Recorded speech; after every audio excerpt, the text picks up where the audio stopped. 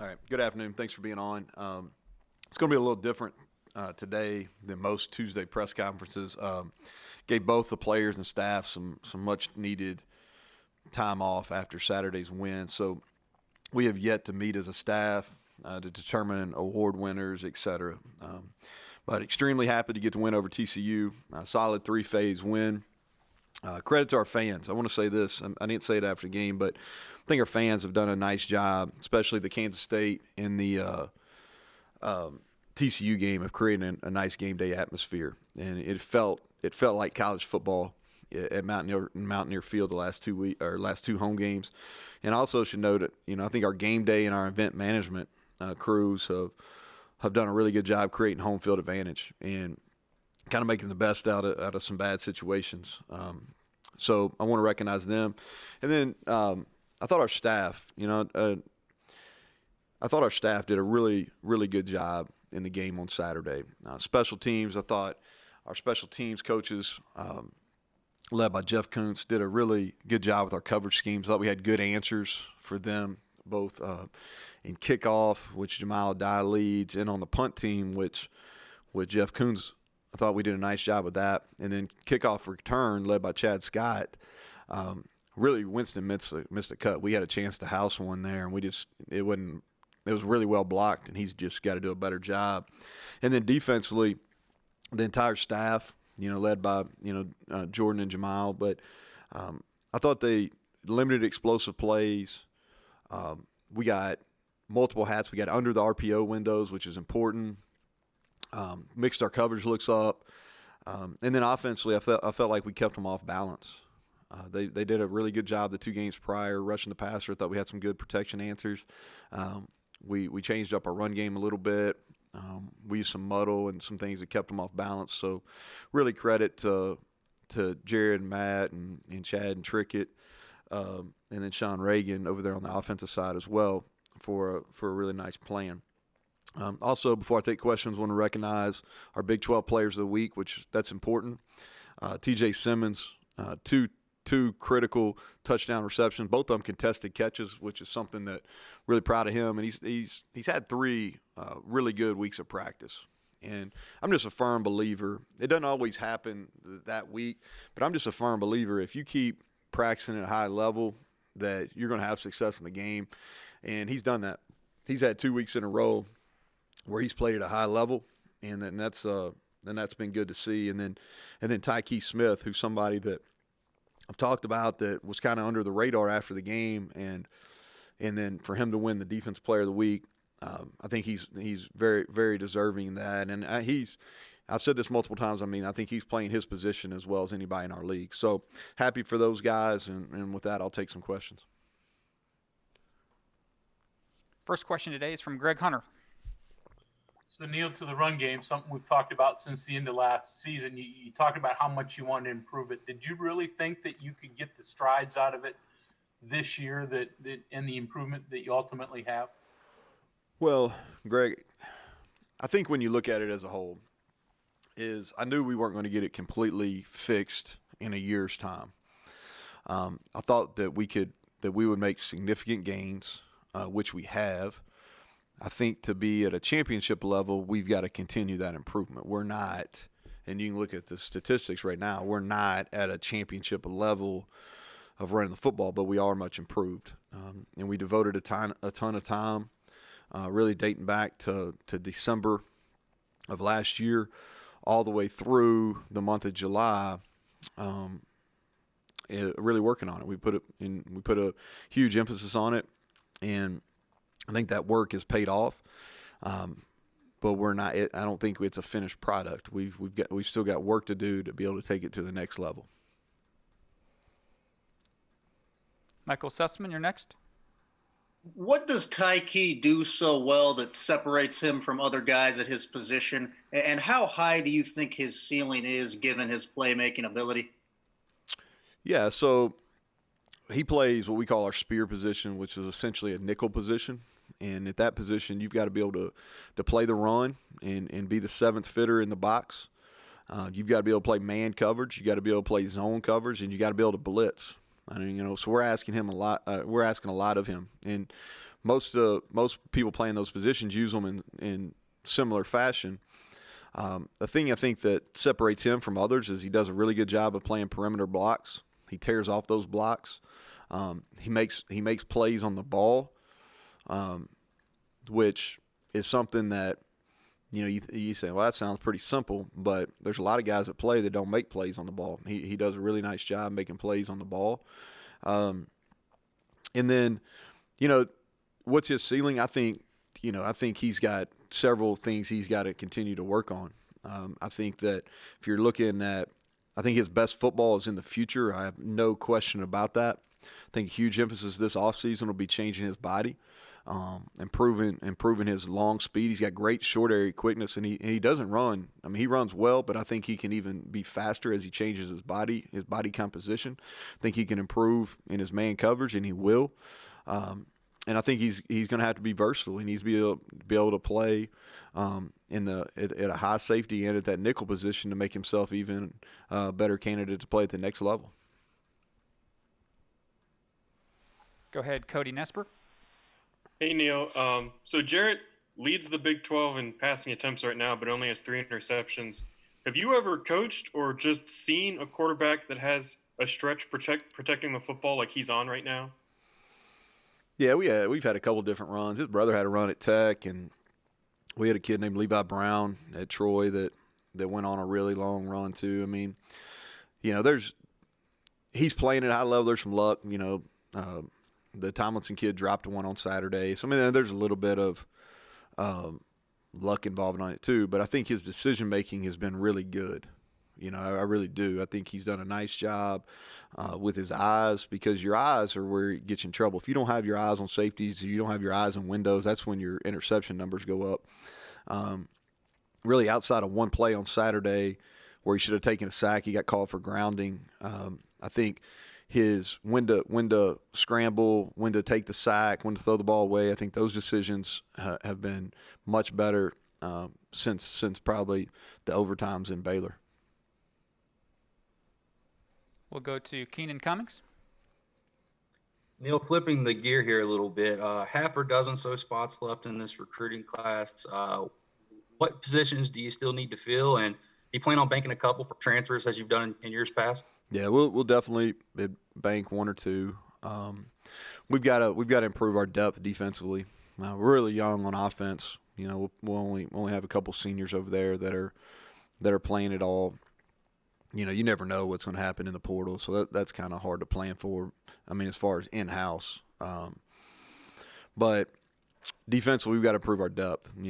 At linebacker and in the secondary, that's where the emphasis will be as far as finishing this class. Coach, I have a couple questions submitted to us by Bob Herzl today. First one is, when you're out recruiting a quarterback specifically, what are the qualities or factors that you look for most in someone like that? Yeah, so I think there's some givens in quarterbacks. You're looking for high character. You're looking for a guy that has leadership skills, and you want a guy that has an extremely good work ethic. I think those are the givens. Then after that, you want to see the opportunity, how they perform in pressure situations. Their ability to throw the ball, what's their release point look like? Because I think there's some things you can fix and some things you can't fix. And then the role of being a dual threat is more important now than it ever has been. And so those are some things right off the top of my head that we kind of evaluate. Competitiveness is something that's hard to do on video. You got to see a kid in person to kind of measure that, which in these times makes it pretty difficult. And then, Coach, a quick follow-up to that was Jarrett. Mm-hmm. How does a guy that comes from a college town and his brother was, of course, productive collegiately and, he has good intelligence and skill set, how does he come out of high school with no Power 5 offers? And in all fairness, I haven't watched his high school film in a really long time. I know he's pretty skinny coming out, but I don't really want to speak to it because I'm trying to think. I was in Lexington at the time he was coming out, but I haven't watched his high school film for a long time, so I don't want to speak to that. But I think that, listen, there's misses in recruiting all the time. This is not recruiting is not an exact science. I mean, a lot of times you're trying to project, and sometimes quarterbacks get over analyzed, and rather than finding the good qualities, you're always trying to find a reason not to take them. So I think that happens in especially in quarterback recruiting. But was he under recruited? Yeah, I think without a doubt. I think he's proven some of his doubters wrong right now. Go ahead, John and Tonic. Hey, we're starting to see some things with your young offensive lineman. I think of the Parker Moore block against TCU, the way he finished that play. Yates is coming along. We know about Zach Frazier. What has impressed you most about these young guys? Is it the physical? Is it the mental? And how do you feel about that group moving forward? Well, I think if you're talking about those guys, and I'll say this, I think we are a much improved offensive line. We've talked about it, and it kind of goes along with what Greg's question was earlier about the run game. Our communication's better. I think our chemistry's better. I mean, we're better up front than we were a year ago. Now, we're still not – I don't think we're at a point where we want to be or where we envision us getting to, but we're better. And a lot of that credit needs to go to Matt Moore. I think he's done a nice job teaching and growing fundamentally and creating chemistry and our communication and all that kind of stuff, okay? For those three young guys that you mentioned, Zach Frazier, Brandon Yates, Parker Moore, is the thing that all three of those guys have in common is they love football, and it's really, really important. And you say, well, that isn't that obvious? Everybody loves football. No. I wish that was the case. You know what I mean? Like, I wish we had every scholarship, every player on our team just was eating up with football, and they were thinking about it when they weren't here. But honestly, that's just not the case. But those three guys, it's really important to them. From a preparation standpoint, they work at it. They watch their opponents. They take coaching, and I think that gives you a real chance. And so I'm excited about them. I think we've got to continue to grow them, and they're going to be in our program for a long time developing. I think Parker Moore's a great example. Somebody that's just kept trusting the climb, kept working, kept putting it in, and then he had some success.